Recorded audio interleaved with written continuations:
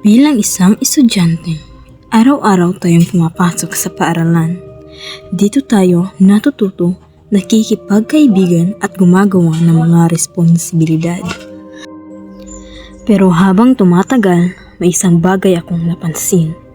Mga simpleng gawain na nagpapakita ng kakulangan ng disiplina.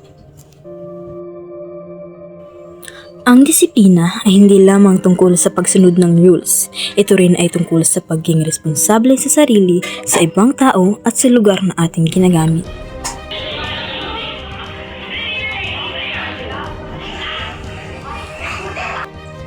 Bilang mga estudyante, marami tayong simpleng responsibilidad, pero minsan nakakalimutan natin ang mga ito.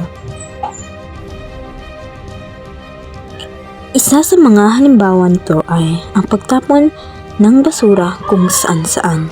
May mga basurahan naman, pero minsan may pagkakataon pa rin may mga basurang naiiwan sa sahig o sa mga lugar na hindi dapat. Makikita rin ang mga ito sa mga classroom o paligid na hindi na nang naaayos pagkatapos gamitin. Maaring maliit na bagay lamang ito sa iba pero malaking problema ito. Hindi lang naman tungkol sa pagmisa ng hulugan ng disiplina. Kasama na rin dito ang magiging late, hindi pagsunod sa mga school rules, at pagbababaya ng mga responsibilidad.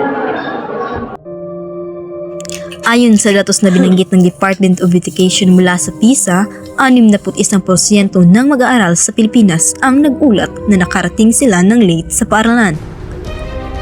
At kung tutuusin, hindi naman ako perfecto. May pagkakataon din na nagkakamali ako. Kaya doon ko naisip, kung walang nating mali, bakit hindi natin subukang baguhin?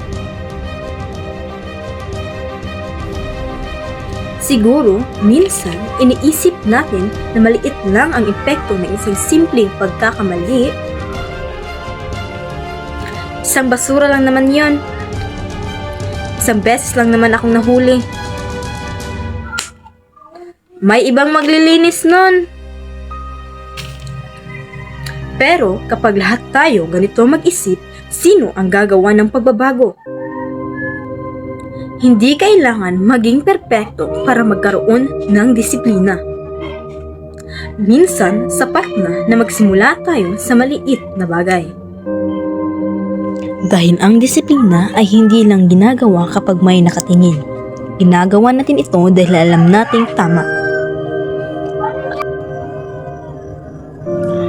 At kung gusto natin ng maayos na paaralan, magsimula tayo sa ating sarili.